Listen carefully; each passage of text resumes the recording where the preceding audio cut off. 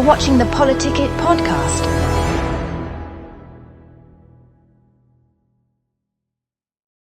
Good evening. Welcome to PoliticIt Podcast. I'm Senator John Johnson, and we've got Stuart Adams with us today. Hey, great to be with you, Senator. A lot going on in Utah. Yeah, great to have you, President. I've been meaning to talk to you. So, you got a re-election going on? Yeah, I do, and it's actually fun. I'm getting to again meet a lot of the citizens. The election process is a lot of fun. I love talking to people, and it's been a great experience. So, but Utah's a great spot. It's just one of the greatest spots in the United States. Yeah, a lot happening in Utah, right? I mean, let's talk a little bit about that.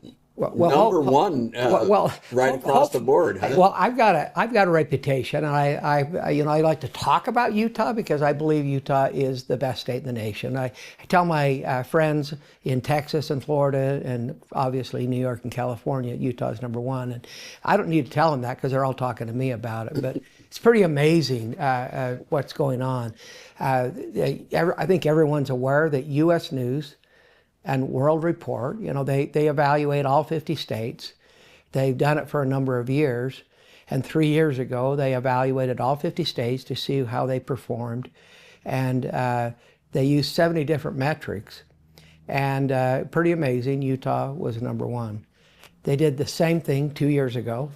And Utah was number one the second year in a row. And last year, they used 70 different metrics, 50 states, and Utah was number one. And, it's not only U.S. News and World Report, but there's a publication that Art Laffer does. And if you remember Art Laffer, he did the tax cuts for President Reagan. Right. Came up with the Laffer curve, one of the, renowned economists in the United States. And his partner or associate, they work together, Steve Moore. Steve writes for the Wall Street Journal. And I believe he's one of the smartest economists that I've ever met. And then Jonathan Williams, all three of them, they do another analysis, but they don't look at the history of a state. They look at the policies and the practices and the tax policies and the regulatory policies. Which is actually a good measure of the legislative process. It is a really good measure. And so they look at all 50 states, but they look at the future, not the past. And they look at the economic outlook. And we were just in Washington, D.C. on April 15th this year. They announce their award every year. And for the 19th year in a row, they rated Utah the best economic outlook. Pretty phenomenal. Wow. Yeah, so, and then it goes on, and I've got a list here, and I'm going to go down through the list. Well, let's do that. I think because I want people to know what a great state Utah is. We talk about economic development and those type of awards or those type of recognitions, but what does it do for the people? What are the people feeling this? And I was pretty amazed. Just a few months ago, they did an analysis of average household income, and they went back into the 70s, and they looked at each of the states. And Utah's average household income back in the 70s was around $55,000, in that range, 53, 55. And West Virginia's was around the same. West Virginia's, they're the only state in the nation that went down. Their average household income back in the 70s was around 55. I think they went to 53. And Utah's was almost the exact same. And they went from 55,000 to 93,000. We had the fastest growing average household income. That means that families are feeling this economic development, that the strong economy of Utah, that they're able to take their kids to Disneyland. They're able to have a lifestyle that allows them to support their kids and allow their kids to be involved in different things. And that's a pretty exciting thing. Yeah. So what agency is that rates that? Yeah, and again, it was actually the Urban Institute that looked at that. Yes, and and then the other thing we've done in Utah is, and there's so many number ones, is we know we have a real problem with social media, And we know our kids, and our number one asset, everything we do is focused around our kids. And there was another study that just came out about the same time, just a few months ago, but it actually looked at children's mental well-being. And Utah was number one. Again. And pretty amazing. And then one other study that I think I'm extremely proud of.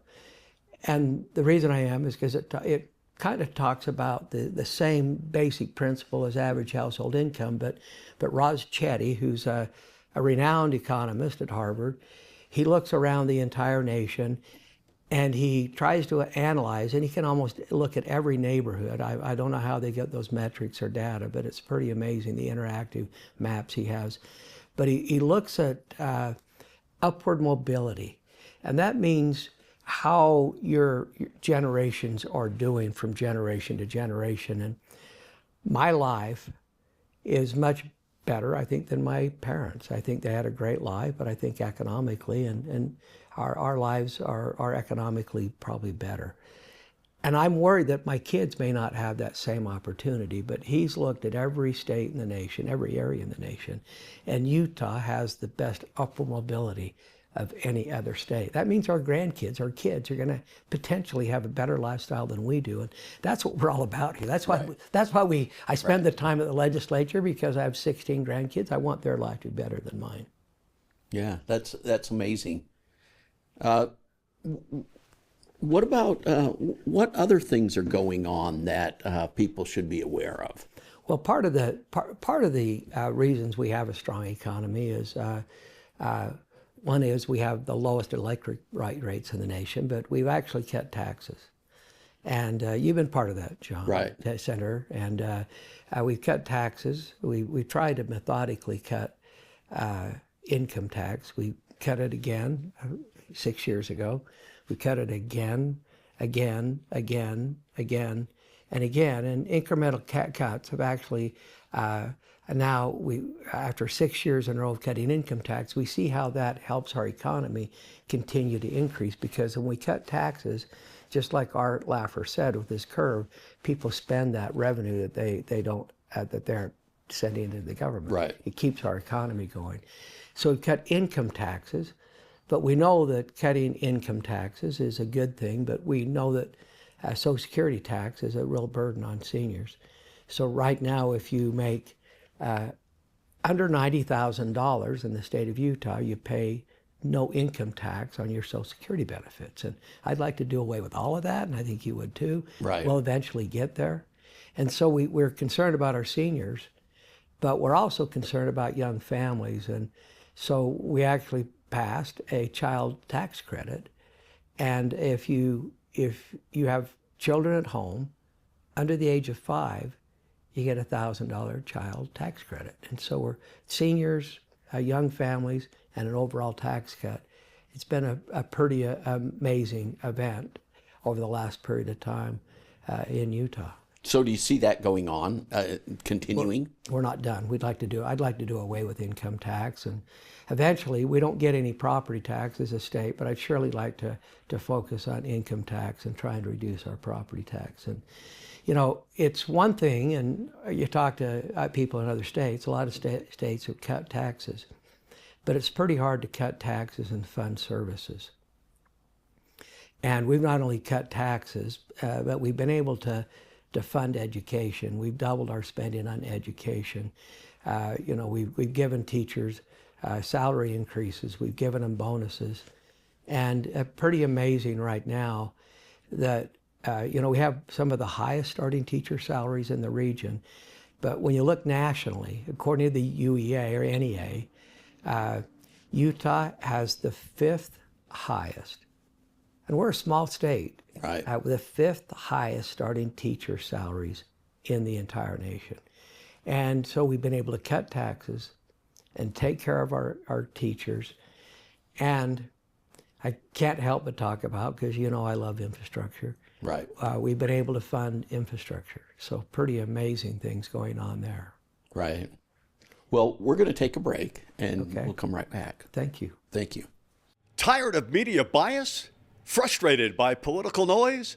PoliticIt.com cuts through the clutter, giving you real facts, clear analysis, and unbiased insight on the issues that matter most. Stay informed, stay empowered. Whether it's elections, policy changes, or breaking news, we've got you covered. No spin, no agendas, just truth you can trust.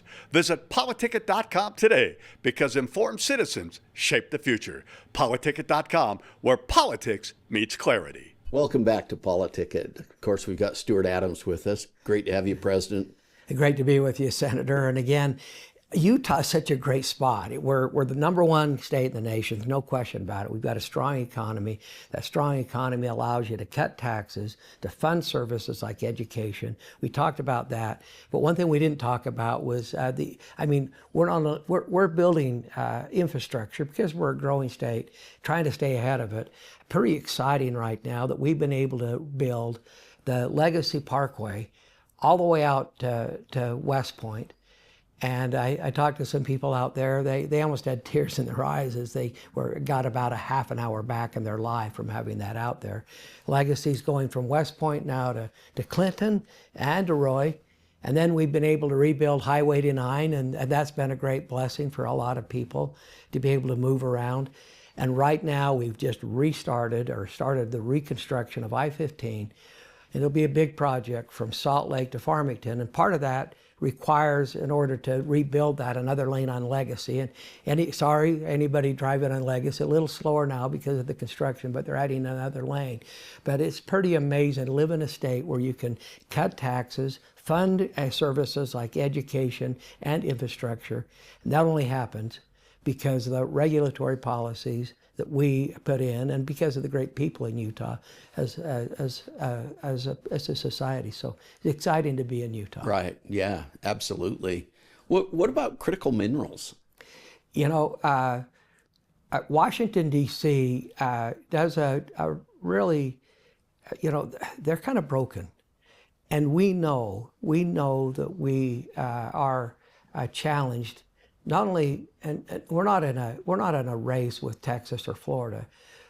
We're in a battle, in my opinion, a real battle nationally against other countries. And we know that one country mines 60% of the critical minerals in the world, and they manufacture and process over 95%. That country's China.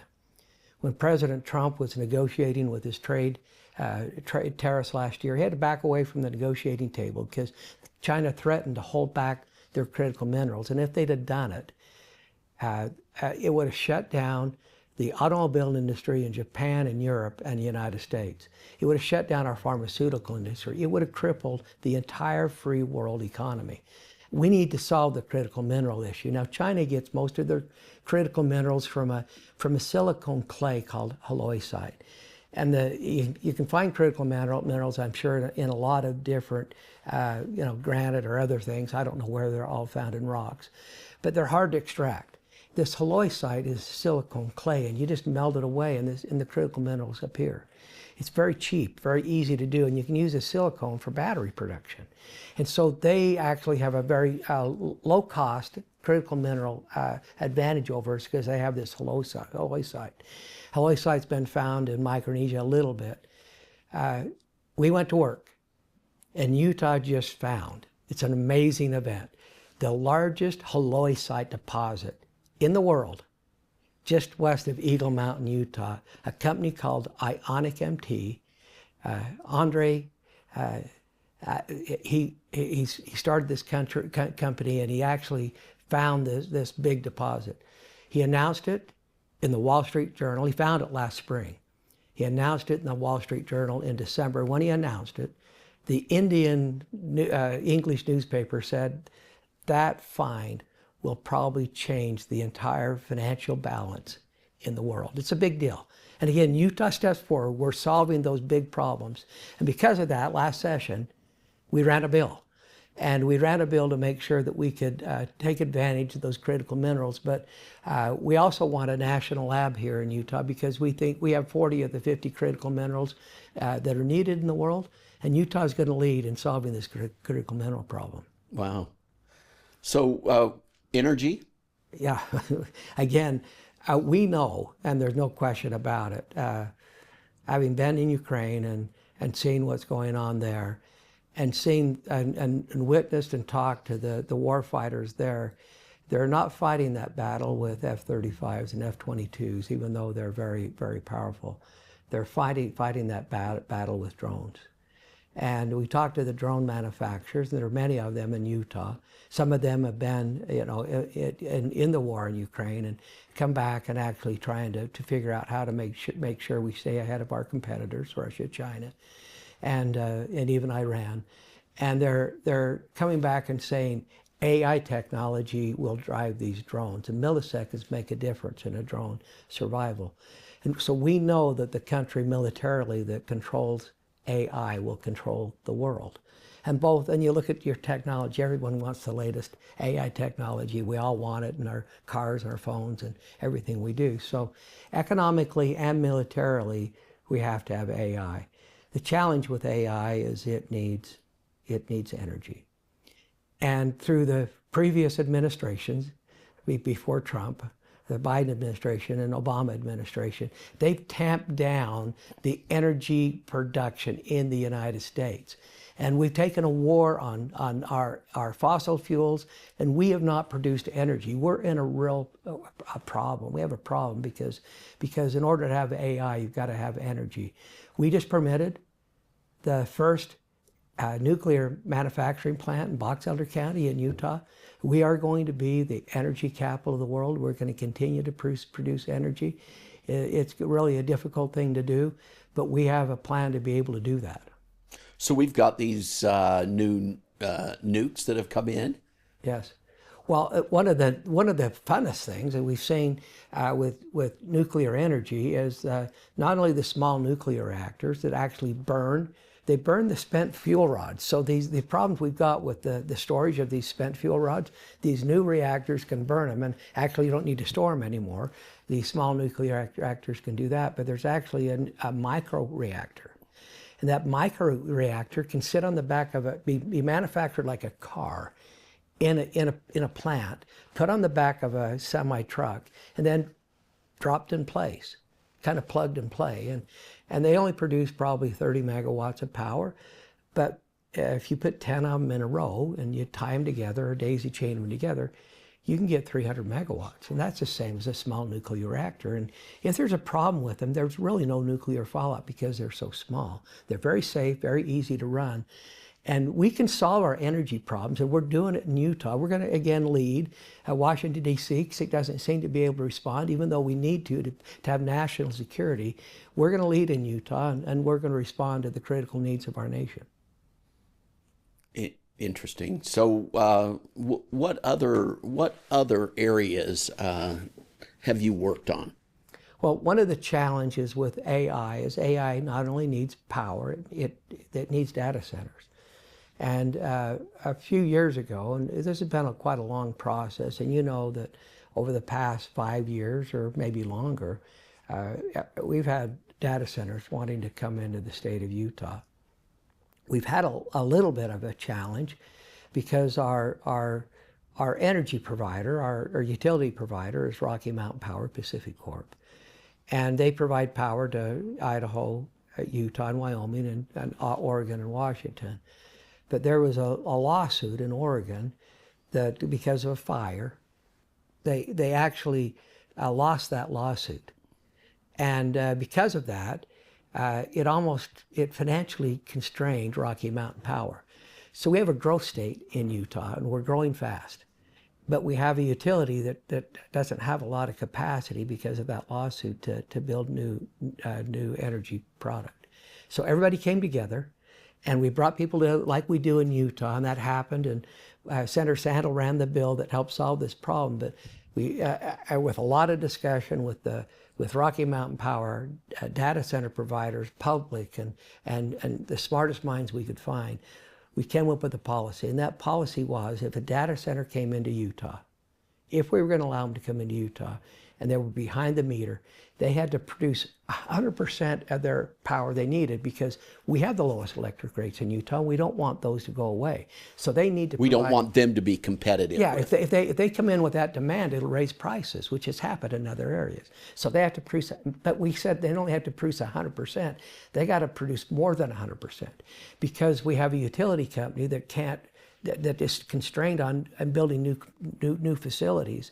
If they produce over 100%, they can sell that extra power back onto the grid, take away the need for Rocky Mountain Power's capital outlay, and actually increase the electric capacity of the state of Utah for other businesses and manufacturing.